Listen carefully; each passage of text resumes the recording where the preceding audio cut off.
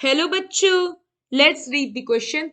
Which is a insoluble in NH3 solution? Option A AgCl, option B AgBr, option C AgI and option D Ag2S.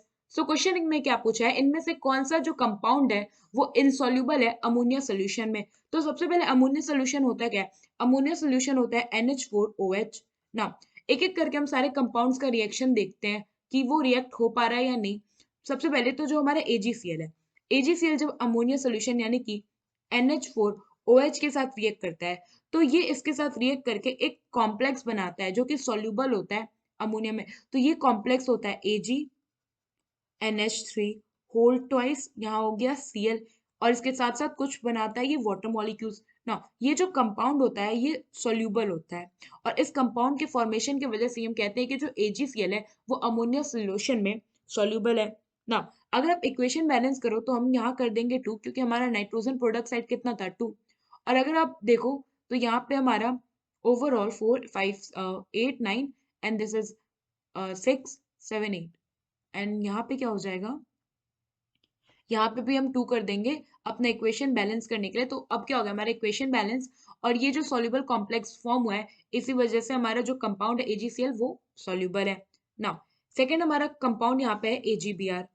तो AgBr क्या होता है, ये जब NH4OH के साथ रिएक्ट करता है तो ये भी एक सॉल्युबल कॉम्प्लेक्स फॉर्म करता है which is AgNH3 whole twice Br, और इसके साथ साथ ये फॉर्म करता है कुछ वाटर मॉलिक्यूल्स। तो इक्वेशन बैलेंस करो तो यहाँ कर देंगे 2 और यहाँ कर देंगे 2 ना। ये जो कंपाउंड फॉर्म हुआ है ये होता है सॉल्युबल नेचर का, और इसी सॉल्युबल कॉम्प्लेक्स के फॉर्म होने हम कहते हैं कि जो हमारा AgBr है ये अमोनिया सोल्यूशन में सॉल्युबल है ना।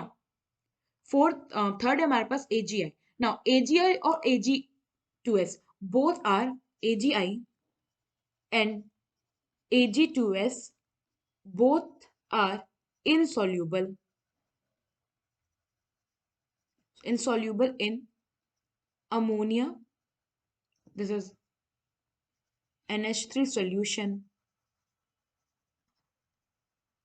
now होता क्या है यहाँ पे बेसिकली, अगर आप कह रहे हो कि कोई कंपाउंड आपका इनसॉल्युबल है तो हम क्या करते हैं AgI को लेके चलते हैं, दोनों का सेम कॉन्सेप्ट है। AgI और Ag2S क्यों इनसॉल्युबल है, दोनों का सेम कॉन्सेप्ट है। सो यहाँ अगर आपने AgI लिया तो अगर वो इनसॉल्युबल है तो इसका मतलब क्या है कि ये Ag प्लस और I नेगेटिव, ये जो आयन का डिसोसिएशन होगा वो नहीं होगा। सो आयन डिसोसिएशन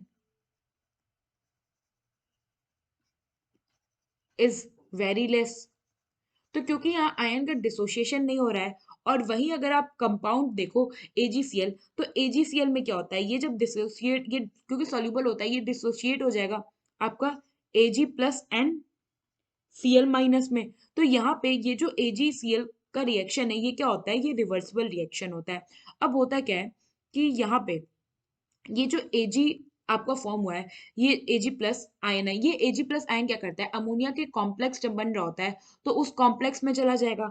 अब ये जब उस कॉम्प्लेक्स में जाएगा तो क्या होगा, अमोनिया का कंसंट्रेशन कम होने लगेगा, जिससे कि जो अपना रिएक्शन होगा वो क्या करेगा, फर्दर प्रोडक्ट जो हमारा होगा Ag प्लस उसका फॉर्मेशन करना शुरू कर देगा, जिससे कि अल्टीमेटली जो हमारा प्रोडक्ट होगा वो सॉल्युबल हो जाएगा। But in case of AgI इसकी जो KSP वैल्यू होती है यानी कि जो इसकी सॉल्युबिलिटी होती है ये बहुत बहुत कम होती है। तो ऑलरेडी इसकी सॉल्युबिलिटी वैल्यू बहुत ज्यादा कम है, तो ये क्या होगा, ये जो Ag प्लस हम एक्सपेक्ट कर रहे थे कि अमोनिया के साथ कॉम्प्लेक्स फॉर्म करे तो वो कॉम्प्लेक्स ही फॉर्म नहीं कर पाएगा, और क्योंकि वो कॉम्प्लेक्स ही फॉर्म नहीं कर पाएगा तो वो जो हमारा कंपाउंड होगा वो सॉल्युबल नहीं होगा। So the main reason is कि ऑलरेडी जो हमारे AgI और Ag2S है इनका सॉल्युबिलिटी वैल्यू बहुत कम होता है, तो हमको इनका आयंस फैसिलेट नहीं हो पाता है जिस वजह से हम अपना सॉल्युबल कॉम्प्लेक्स बना पाए। सो यहाँ पे ऑप्शन सी और ऑप्शन डी ये दोनों ऑप्शन क्वेश्चन के रिस्पेक्ट में करेक्ट है।